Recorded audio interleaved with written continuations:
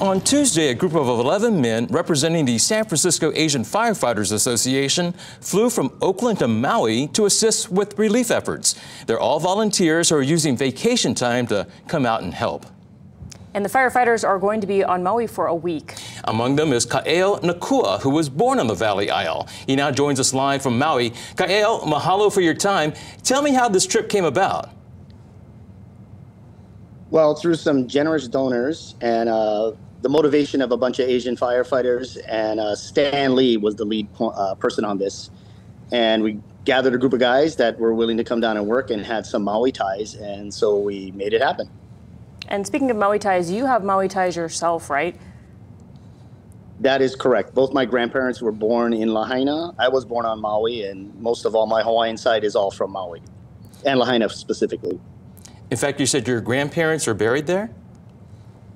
Yeah, my great-grandmother and her mother are buried right there at Maria Lanakila, which was amazingly spared from the disaster. And so it was calling to me to come down and give back as best I could, and a bunch of guys jumped in with me, and I'm thankful for that. Now, the group came over unofficially, so what duties have you been allowed to perform?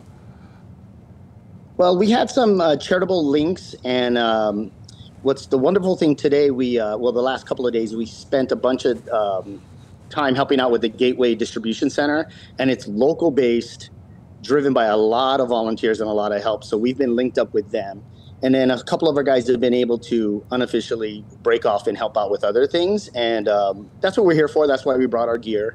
But more importantly, just to have the power of presence and show that they're not alone. You got a lot of people that care about you, and then showing up is the biggest thing.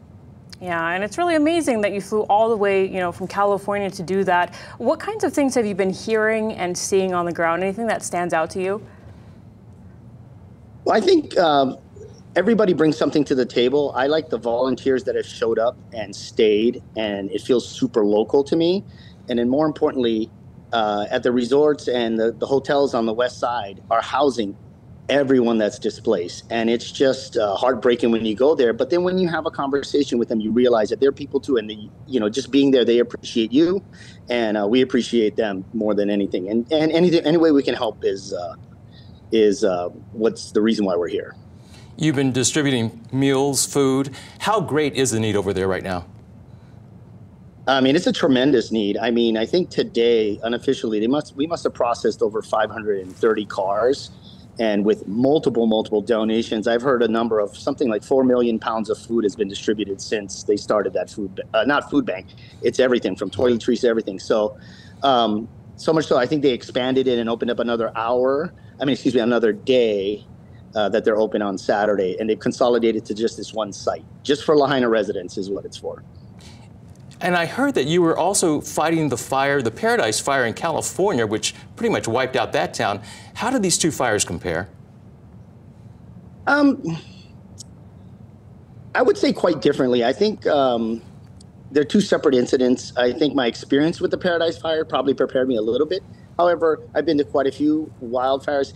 It's certainly way more personal here in Lahaina, and I want to say it carries a heavier weight than I think Paradise.